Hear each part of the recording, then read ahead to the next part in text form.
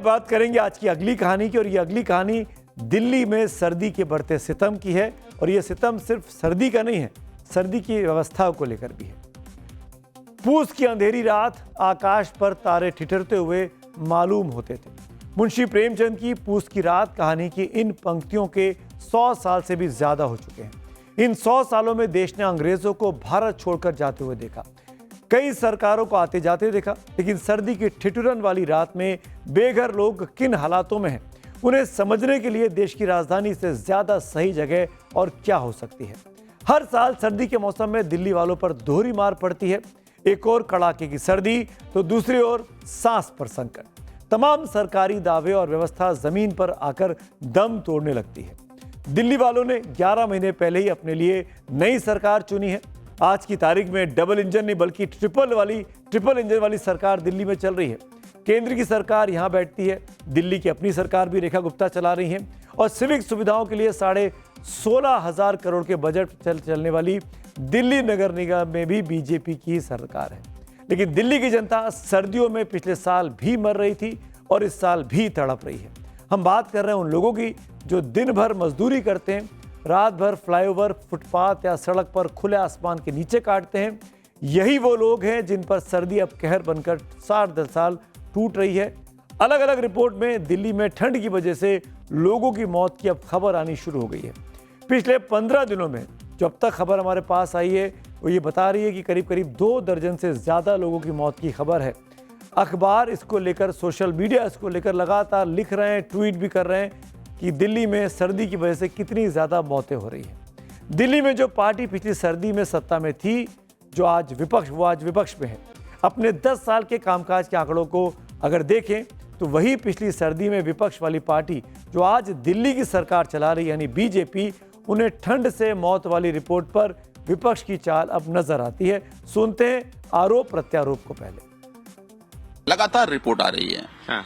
इससे पहले भी हम लोगों ने रिपोर्ट किया, कई मीडिया चैनल ने रिपोर्ट किया, कई प्रिंट मीडिया ने रिपोर्ट किया, लेकिन किसी मंत्री को, किसी अधिकारी को आप नहीं देखोगे कि जाकर दौरा करके देखे कि आखिर हालात क्या है। तो ये सब लोग सत्ता में लोगों को झूठे वादे करके आ गए।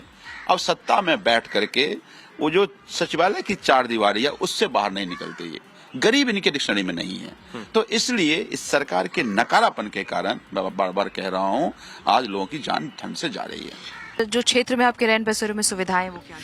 देखिए, निश्चित तौर के ऊपर बहुत अच्छी सुविधाएं पहले से दी जा रही हैं। ये जो रिपोर्ट्स आ रही हैं कि ये हो गया वो हो गया, ये विपक्ष के द्वारा एक सरासर चाल है अपने आप को उसको, क्योंकि आज लोग कंपेयर कर रहे हैं कि पिछले 11 साल का टेन्योर और पिछले 11 महीने का tenure of CM Rekha Gupta ji, इसलिए उनको थोड़ा बेटर तो होगा। अब अगली कहानी की ओर आगे बढ़ते हैं। सोचिए जरा, जिससे आपने वोट दिया, जनता की समस्या को हल करने की जिम्मेदारी सौंपी, जब वो ही जनता की आवाज छोड़कर लोकतंत्र के मंदिर में शब्दों की सारी मर्यादा लांघ जाए तो आपको कैसा लगेगा, क्या सोचेंगे आप? ऐसे गालीबाज नेताओं को वोट देने पर आपको दुख तो जरूर होगा। वैसे तो ऐसे विधायकों और सांसदों की फेहरिस्त बहुत लंबी है, लेकिन आज बात तेलंगाना के मुख्यमंत्री रेवंत रेड्डी के उस बयान की मैं कर रहा हूं जिन्होंने लोकतंत्र के मंदिर को एक बार फिर से शर्मसार कर दिया है। तेलंगाना में कांग्रेस की सरकार है, रेवंत रेड्डी सरकार के मुखिया हैं, मुख्यमंत्री की कुर्सी पर बैठे हुए हैं। विधानसभा में विपक्ष पर हमला करते करते रेड्डी साहब शब्दों की सारी मर्यादाएं लांघ गए। उनकी ये भाषा किसी गली नुक्कड़ के गुंडे मवाली जैसी भाषा लगती है। सीएम रेड्डी जब दोबारा अपने इसी भाषण को सुनेंगे तो उन्हें भी जरूर अफसोस होगा। ऐसा मैं मानता हूं कि अगर उनके अंदर दिल है तो अफसोस करेंगे। भाषा का स्तर इतना गिरा हुआ है कि हम आपको पूरी तरीके से उनकी बात सुना भी नहीं सकते, क्योंकि ये गलत होगा। उनकी इसी भाषा को लेकर तेलंगाना में अब सियासी बवाल मचा हुआ है। क्या बोलना चाह रहे चंद्रशेखर राव जी? आपको क्या होने वाले, कैसे होने वाले पता नहीं है। यहां भेज दिए, कौन संभालना? ऐसे को क्यों इधर लेगा के छोड़ दिए?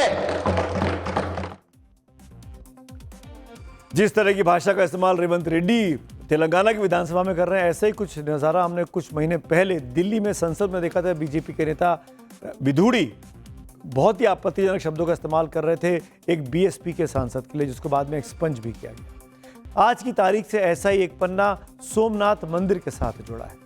उस पन्ने को पलटते हुए आज प्रधानमंत्री नरेंद्र मोदी ने पूरे देश को याद दिलाया कि सोमनाथ पर 1026 में हुए पहले आक्रमण के 1000 साल पूरे हो रहे हैं। आज के अफगानिस्तान और तब के गजनी का शासक महमूद गजनवी ने तब सोमनाथ मंदिर पर बर्बर हमला किया था, शिवलिंग को खंड खंड कर डाला था, भारी कत्लेआम मचाया था, मंदिर को लूटा, मंदिर में रखा सोना लूटा। वैसे तो महमूद गजनवी ने भारत पर कुल 17 बार आक्रमण किए थे, लेकिन सोमनाथ पर हमले की वजह से वो इतिहास में कुख्यात हो गया। वो हमला इतना विध्वंसक था कि भारत सदियों तक इसे भूल नहीं सका। उसी सोमनाथ मंदिर पर आज प्रधानमंत्री मोदी ने एक लेख लिखा है। उनका ये ब्लॉग पोस्ट सोमनाथ पर 1026 में हुए पहले आक्रमण के 1000 साल पूरे होने पर है। पीएम ने इसे सोमनाथ स्वाभिमान पर्व नाम दिया है और सोमनाथ हमले को मानव इतिहास की सबसे बड़ी त्रासदी कहा। अपने लेख में पीएम मोदी ने लिखा, जनवरी 1026 में गजनी के महमूद ने सोमनाथ मंदिर पर बड़ा आक्रमण किया। महमूद गजनवी ने सोमनाथ मंदिर को ध्वस्त कर दिया था। गजनवी ने तब आक्रमण आस्था और सभ्यता के प्रतीक को नष्ट करने के उद्देश्य से किया था। सोमनाथ मंदिर पर हमला महमूद गजनवी का एक हिंसक और बर्बर प्रयास था। फिर भी 1000 साल आज भी मंदिर पूरे गौरव के साथ वहां पर खड़ा है, मौजूद है। आज 2026 में भी सोमनाथ मंदिर दुनिया को एक संदेश देता है। मिटाने की मानसिकता रखने वाले खत्म हो जाते हैं। ये साफ है इस सोमनाथ मंदिर के इस पूरे 1000 साल पुराने प्रकरण से। प्रधानमंत्री नरेंद्र मोदी ने और भी आज बहुत कुछ लिखा है। प्रधानमंत्री मोदी ने अपने लेख में सोमनाथ मंदिर को लेकर देश के पहले प्रधानमंत्री जवाहरलाल नेहरू, पहले राष्ट्रपति राजेंद्र प्रसाद, देश के पहले गृह मंत्री सरदार वल्लभ भाई पटेल का भी इस लेख में जिक्र किया है। मोदी ने जो कुछ लिखा है वो अतीत के झरोके से झांकती वो कहानी है जिस पर राजनीतिक बहस का इतिहास बहुत पुराना है।